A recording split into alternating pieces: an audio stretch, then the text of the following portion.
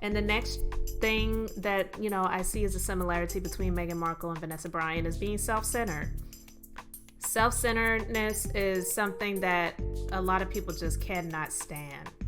And Meghan Markle, although she painted herself out to be a victim, and she and Prince Harry threatened the tabloids in the UK with lawsuits, and I think they may have actually even sued one or a few of them for reportings that they've done. She loves the coverage. She loves the press if it's something that's positive. And of course, no one likes anyone saying negative things about them.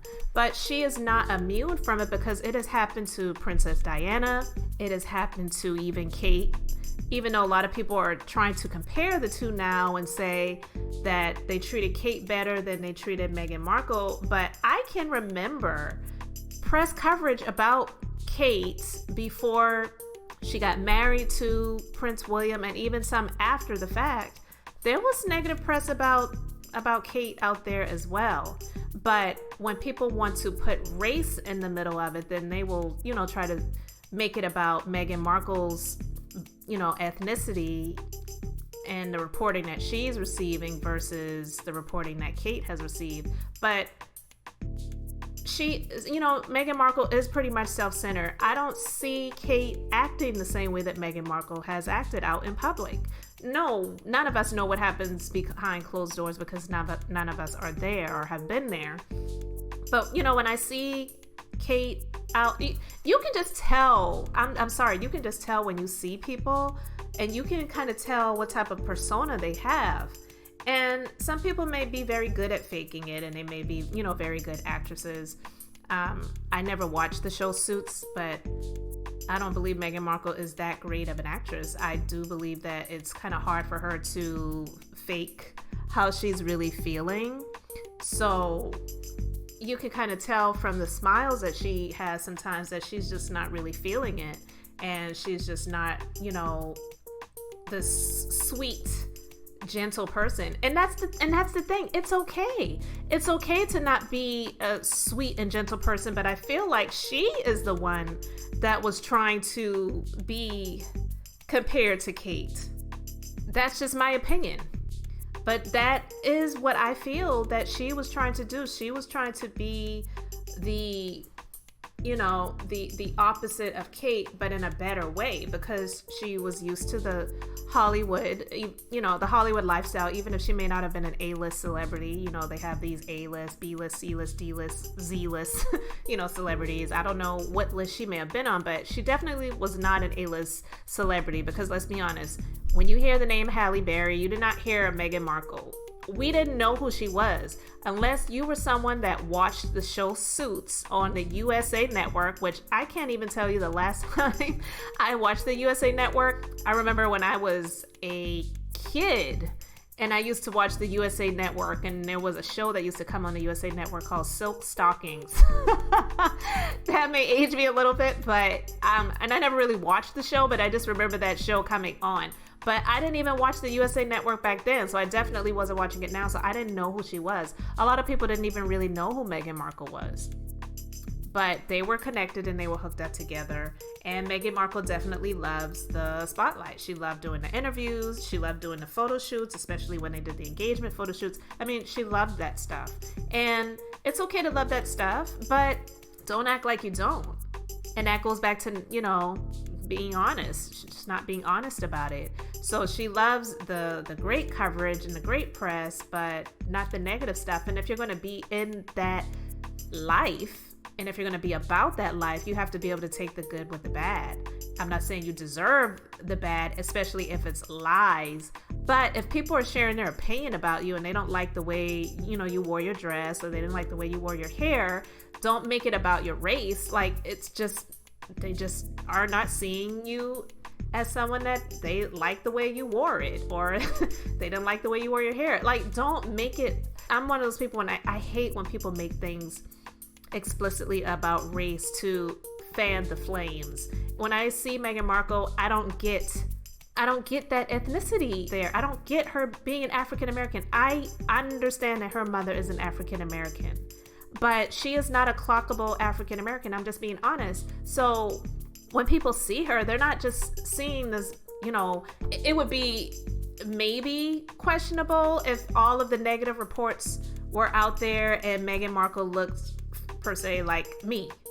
My hair is definitely not the texture that Meghan Markle's is naturally, and her skin tone is definitely not my skin tone.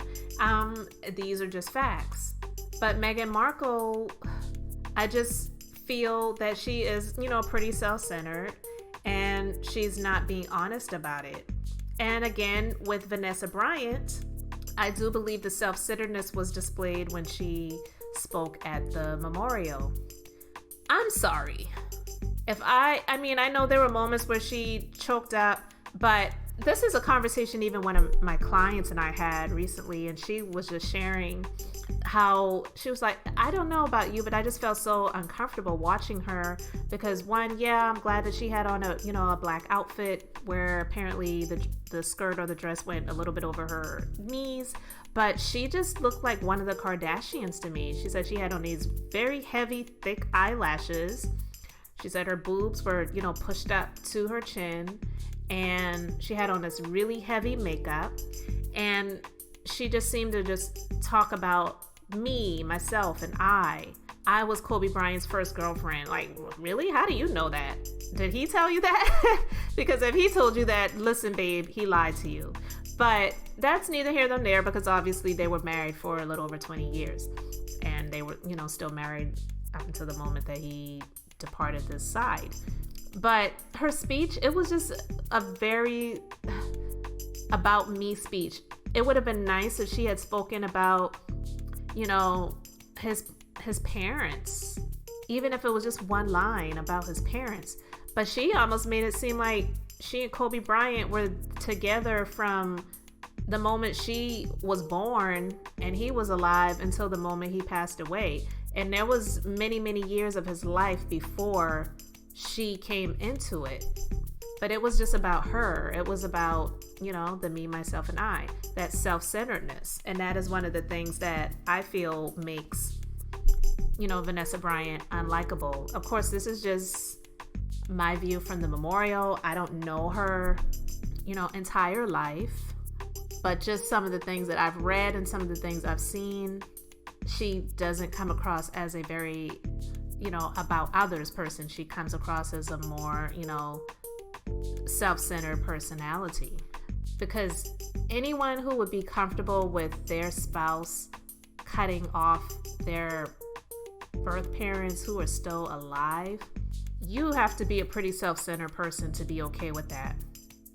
And I believe she was okay with it. She showed and proved that at the memorial. I don't believe that she really cared about his family, and to be honest with you, I do believe that she helped to drive that wedge in between them, because let's face it, she had the power of the you-know-what. I won't say that word on this podcast, but it starts with a P and, meow. But I'm just being honest. It's, if there was anyone that could draw him and his parents back together, she had the power to do that. There's a in the Bible, the Proverbs 31 woman is from, the book of Proverbs, chapter 31. It talks about the Proverbs 31 woman. And, one of the things it talks about is how, a Proverbs 31 woman has the power to build up their house, with their words. And, just a lot of different things that we as women have the power to do. And I'm not saying that we as women can make our men do anything. Of course, I'm not saying that we can control them. But what I'm saying is it talks about how women have the power of persuasion. So with that power of persuasion, I feel that she definitely used her power of persuasion to drive a larger wedge and, unfortunately, long-term rift in between him and his parents, simply because she felt like they tried to stop their union because they didn't want him to marry a Mexican woman or someone outside of their race. And again, my thoughts are, I don't believe it was simply about race. I'm not saying that they didn't desire for their son to marry somebody who was also African American, because again, I've said this before, I don't think there's anything wrong with a parent wanting their child to marry someone in their own race, and it's not because of a prejudice, but it's just because of a comfort level and, you know, traditions and, you know, spiritual views, and just, you know, making sure that the two coming together are not so polar opposites that there's not a real chance or snowball's chance in hell of it actually working out. And also protection, just wanting to protect your child, because yeah, they might be okay with, you know, their child marrying someone in a, you know, another race or in another ethnicity, but that person's parents may not be okay with it, and they want to protect their child from someone who may hurt them, you know, in some way, hurt their baby in some way. And, you know, because love is just not always enough to sustain a relationship. So again, I feel like a lot of the traits that Vanessa Bryant that we have seen, you know, being displayed, it's been self-centeredness as well as Meghan Markle. And I do believe that those are similarities between those two that make them unlikable. Those are just a few things. I could probably go on and on, but I don't want this podcast to be an hour. So the final thing I'm going to talk about is being opportunistic. You know, being an opportunist there's nothing wrong with seeking opportunities that are going to help you to build and that are going to help you to grow. I've, you know, taken on opportunities in my life and business to help me to be better and to help me to grow, of course. But when you're an opportunist, it definitely is not looked upon favorably. And, you know, Vanessa Bryant, she saw an opportunity, because even though she said that she didn't know who Kobe Bryant was, she knew who he was. That was definitely an opportunity to come up. And, you know, when he did cheat on her many years ago in a very public manner, I believe she was going to make him pay for that for the rest of his life. And there were some things that were displayed, some items that he purchased for her, very high dollar, you know, value items that he purchased for her. Yeah, I believe that she was going to make sure that he was going to pay for it for the rest of his life. And they, you know, apparently kept moving on, and they continued to be married. I won't say that their marriage was ever without any issues, and it was, you know, it's none of our business whether, you know, they had them or not, but I'm just saying that anyone who is married, especially for that long period of time, you're going to have issues because you're two completely different people. And so especially with those two, with them being of different ethnicities, they definitely had their issues. But I do believe that it was an opportunist move, especially coming from the life that she had. I'm not saying she grew up in the slums or, you know, he made her a U.S. citizen or, you know, anything like that. But that happens a lot too in other, you know, in other relationships. That happens a lot, actually. So there are definitely a lot of women that are opportunists, and we see it all the time on the shows like 90 Day Fiance and, you know, on other avenues. People don't like those people either, because when you watch those shows, you see the family, whether it's a woman that's meeting someone overseas or a man that's meeting someone overseas, the majority of these families of the U.S. citizen are like, this person just wants a green card. Why are you doing this? And so when Vanessa Bryant got married to Kobe Bryant, it was an opportunist move for sure, because he helped her to come up, and she came up in an extremely major way. It's like, you know, they got married so young, and I kind of feel they got married kind of quick. And with him just starting out in his career, that could have been a huge distraction. So I do believe that's one of the reasons why his family was just like not there for that marriage. I just don't feel like they wanted him to be distracted by this beautiful person. So, but, you know, Vanessa and also her family, I feel they wanted them to seal the deal because it was security. Because the reason I'm talking about this is because there was no prenuptial agreement. And I do believe that is something else that his parents were upset about as well.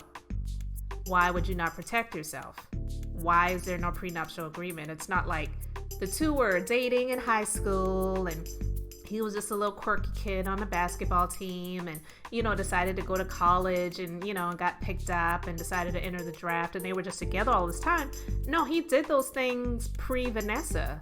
So to not have a prenuptial agreement, I believe, was an opportunist move on her behalf. And, getting to Meghan Markle, there have been things that have been reported about her, which shows her as being someone who is an opportunist and definitely, climbing the social ladder to get to a better state than where she's at now. Because let's be real, before she got with Prince Harry, a lot of us did not know who she was. And so all of a sudden, when she's getting married, Oprah Winfrey and Gayle King are at the wedding because they're her friends. Since when? Since when was she friends with Oprah Winfrey? Now, again, I don't know if she was on her guest list or the Prince Harry guest list, but either way, she's got Beyonce and Jay-Z were at the wedding. And, I know she was friends with Serena Williams, because she, I guess, was into tennis and whatever, and they became friendly. I could see that. But all of those other celebrity friendships, all of a sudden, yeah, definitely she utilized her getting married to Prince Harry as an opportunist move, and it definitely helped her to climb up the ladder of notoriety and, being noticed and having, the ability to monetize pretty much everything that she could think of. So yeah, definitely an opportunist move. Now, I'm not going to share, all of the details in this podcast because, again, I don't want this to be extremely long. It's already longer than I wanted it to be. But these are just some of the similarities that I see between Meghan Markle and Vanessa Bryant that may make them unlikable. I'm not saying that I don't like them at all. What I'm saying is I'm indifferent to them because they don't make a difference in my life one way or the other. I'm just sharing what I see, and sometimes it's not the person, it's the behaviors that makes a person unlikable. You may love someone, but you may not like them. Some of you may love your sister, but you don't really like them because of the behaviors that they exhibit. I don't love these people because I don't know them, and it doesn't, bother me, what they're doing in their personal lives because it doesn't affect my personal life. But the behaviors and the traits that I see is what deems, I feel, them unlikable for many people. So again, I don't think it's about the race. I don't think it's because Vanessa Bryant is a Mexican and she got married to a black man and black women are jealous and whatever. Yeah, that's the easy call to make. That's the easy thing to do, is say, oh, these black women are just hating on Vanessa Bryant because he didn't marry a black woman. Because let's be honest, there are black women that hate on other black women all the time because they will sleep with another black woman's man and say, oh, well, if you're not taking care of him at home, then don't get mad at me, or different things like that. So it's definitely not about the race. It's just what it is. And again, with Meghan Markle, I don't necessarily believe that people are so-called hating on her because she is biracial and she married into the royal family, because they allowed it. They allowed it to happen. So who are we to say that they are racist towards her and she just couldn't take it anymore? So she decided that I just don't want to be here anymore. So his, Prince Harry, he decided he was going to stand up for his wife, and, this is what she wants. So I want to make her happy and I want to be with my son and my wife. He was pretty rebellious anyway from the things I've seen about him in the past anyway. So that really wasn't a huge shock or surprise to me. I didn't expect it to happen as fast as it did, but it did happen. And so I do believe that the things that they've shown to us who can see through things and just, observe things a little bit more deeply, they have, these similarities amongst, the two of them that just may make them unlikable. So yeah, I don't believe it's about the race, the color, the lifestyle that they, lived before they got to a higher playing field. It's just they're not really likable in those ways. Now, there may be things about these people that I know absolutely nothing about that people may love about them, and that's great too. I'm not here to try to turn anyone against Meghan Markle or Vanessa Bryant, and then I'm not also here to try to make people to like them either. I'm just sharing what I see. So if you guys can think of anything else that may make them unlikable, or, you know, maybe the opposite, the things that you like about them. Feel free to share them in the comment section. I would love to hear it. You know, I like to get in discussions with you guys and just answer your comments back and forth in the comment section. So I really appreciate you watching, really appreciate you liking, subscribing, and sharing. And until next time, this is Elizabeth, the Minister of Beauty, here to share the Bible. That's business, inspiration, beauty, life, and enjoyment. And until next time, I hope you all have an amazingly blessed and beautiful day.